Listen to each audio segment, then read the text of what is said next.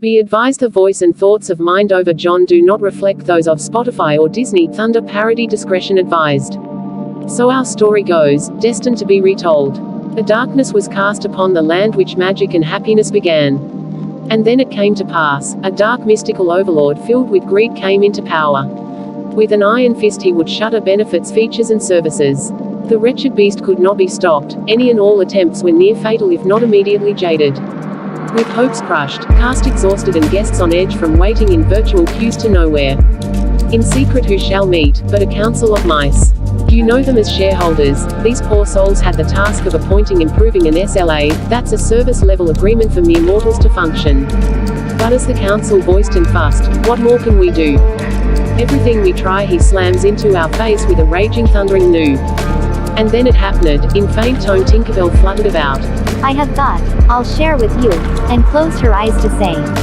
I wish I may, I wish I might bring back the creator tonight. So the council gathered together and chanted with all their might, and I swear a blue light shimmered and there she stood among us. Thank you, I've heard your plea, but listen to me. I will find your creator, but no soul shall know, and that remains with me.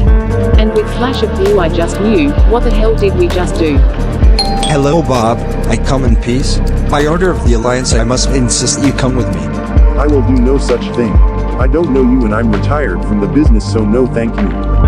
Perhaps you misunderstood. I am John Liaison to Alexa. As members of the Alliance, we are called in when things go wrong, and by far things have gone horribly wrong. Am I in trouble? No, we're in trouble. The kingdom is falling apart. There was evil and greed that nearly destroyed it. Kingdom, look, I'm sorry to hear things are bad, but I'm retired. Yay about that. As of today your retirement is null and void. Sir, you have been reactivated. Regardless, find someone else. I'm not interested in not going. Understand you are coming the easy way or the hard way. No thank you. Good day to you. So the hard way it is it? Thank you Bob for joining us, as we prepare to leave for Alliance Airlines. I'm sorry, but I don't recall how I got into this vehicle. Well sir, we merely walked up the path, and opened the door and took a seat anxiously, I may add. I must admit, I don't actually remember, but if you said I did, it must be true. How much longer until we arrive? As you will learn, time does not mean the same to you and I, Snaps. We have arrived. Welcome to Alliance Airlines. At this time we would like to welcome all pod travelers aboard Alliance Airlines and to open your Alexa app by selecting the airplane on the bottom of your screen. Here you will see 3 choices. 1. Tell us where you want to go. 2. When would you like to arrive? 3. Duration of trip. For your safety, we are now forced to remind you, ownership in the future and past is prohibited and a failsafe is in place for emergency return if breached. These safety measures protect all, and guards the fabrics of time. Fabrics of time. Bob, try not to overthink this, just open your Alexa app, and tap 3 times and swipe up, and do it quickly while nobody is looking. Finally, upon completion of your trip, Alexa will bring you home by the midnight hour. Please remember, you've been scanned and you will recalled. We thank you for choosing Alliance Airlines, and with that your history. Ah, we've arrived on time. Arrived, left, what? Please stand clear of the doors. Por favor, manténganse alejado de las puertas. Ooh, what is happening? I don't understand. Are we? I mean, is this another track to Magic Kingdom? No sir, I think you need to look again. Ooh my wow. What you see before you is MaleficentKingdom, a full-size castle. Now the teacher becomes the student. Ooh my friend, it's been a very long time. But I assure you, I'm no ghost. I won't bore you with the long version, but I was rescued in the far future by the Alliance. They came upon me, said, my friend, we have searched for you as a favor, and told this would help make you better, but we need a favor in return. I think in my days of opening my eyes, I was more than overwhelmed to feel needed once again, so I returned with Alexa to this world, and we started building what you see before you. Now that's a backstory that will haunt me, but it still does not explain why I can perform magic. So you noticed the sus? Yay, that took me by surprise as well. Snapped fingers, lights dimmed. Listen, MaleficentKingdom is enhanced with science and magic. We can literally build by thought. This changed the entire dynamic of how I built Disney. That took time and planning and so many permits. But this castle is proof. Bob, she has only been with us about a month. Do you understand what I am telling you? You think and visualize and prove you have a full working concept before you. When I was able to compose myself, I thought long and hard before I came to the Alliance with an unwitted plan to pull all our resources and gathering my imaginers. I know I am asking, but please see it from another view. I need you to think deep within. In the past you had limits and rules, and granting me full creative rights show me what you can do. What can I do? You want me to conjure an attraction by thought. Just like that, and you telling me it just appears in a blink of an eye or faster. No, that's impossible. My friend, here there are no boundaries. Care to try? Just close your eyes. Now visualize the object of your desire and in your mind, build it. With a sigh, Bob closed his eyes and he imagined, if you had wings Tomorrowland Transit Authority, be sure to select your destination before you board. You will board a full-size airliner simulator that you will be immersed from takeoff to landing, experience the excitement, see the sights by opening new screen to see a vibrant HD of the city to country, engines. Travel Channel AI will use your selection and show your destination on landing for your personalized experience of a lifetime. Taking off summer 2024. Bob opened his eyes with a smiling Walt. You're doing it, Bob. That's the magic of this kingdom. We can do so much amazing things in record time. Do you realize the implications of what I am showing you? I don't think you do. From a creator's view, I took away the waiting and planning. I took away the approval process. Bob, I took away the no, we can't do that. Every limitation that has ever stopped us from growing, those walls are gone. It's beautiful, Walt. It truly is magical. Sigh, you're not coming back with me when this is built, are you? No. That was the pact between Alexa and I. I was granted a temporary stay to build a new legacy. As the founder and creator, my stay is contingent on the completion of MaleficentKingdom, but between you and me, I see no end as a dreamer. And so the story goes, when we dream there are no bounds to an end. We now return you to chapter 18 already in progress. In which Felice, Fogg, Passepartout, and Fix go each about his business. The weather was bad during the latter days of the voyage. The wind, obstinately remaining in the northwest, blew a gale, and retarded the steamer. The Rangoon rolled heavily and the passengers became impatient of the long, monstrous waves which the wind raised before their path. A sort of tempest on the 3rd of November, the squall knocking the vessel about with fury, and the waves running high.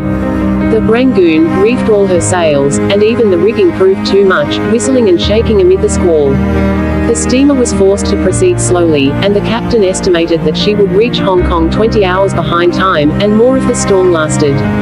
Felice Fogg gazed at the tempestuous sea, which seemed to be struggling especially to delay him, with his habitual tranquility. He never changed countenance for an instant, though a delay of 20 hours, by making him too late for the Yokohama boat, would almost inevitably cause the loss of the wager. But this man of nerve manifested neither impatience nor annoyance. It seemed as if the storm were a part of his program, and had been foreseen. Outer was amazed to find him as calm as he had been from the first time she saw him. Fix did not look at the state of things in the same light. The storm greatly pleased him. His satisfaction would have been complete had the Rangoon been forced to retreat before the violence of wind and waves. Each delay filled him with hope, for it became more and more probable that Fogg would be obliged to remain some days at Hong Kong, and now the heavens themselves became his allies, with the gusts and squalls. It mattered not that they made him seasick, he made no account of this inconvenience, and, whilst his body was writhing under their effects, his spirit bounded with hopeful exultation. Passepartout was enraged beyond expression by the unpropitious weather. Everything had gone so well till now. Earth and sea had seemed to be at his master's service, steamers and railways obeyed him, wind and steam united to speed his journey. Had the hour of adversity come, Passepartout was as much excited as if the £20,000 were to come from his own pocket. The storm exasperated him, the gale made him furious, and he longed to lash the obstinate sea into obedience. Poor fellow. Fix carefully concealed from him his own satisfaction, for, had he betrayed it, Passepartout could scarcely have restrained himself from personal violence. Passepartout remained on deck as long as the tempest lasted, being unable to remain quiet below, and taking it into his head to aid the progress of the ship by lending a hand with the crew. He overwhelmed the captain, officers, and sailors, who could not help laughing at his impatience, with all sorts of questions. He wanted to know exactly how long the storm was going to last, whereupon he was referred to the barometer, which seemed to have no intention of rising. Passepartout shook it, but with no perceptible effect, for neither shaking nor maledictions could prevail upon it to change its mind. On the 4th, however, the sea became more calm, and the storm lessened its violence, the wind veered southward, and was once more favorable. Passepartout cleared up with the weather. Some of the sails were unfurled, and the Rangoon resumed its most rapid speed. The time lost could not, however, be regained.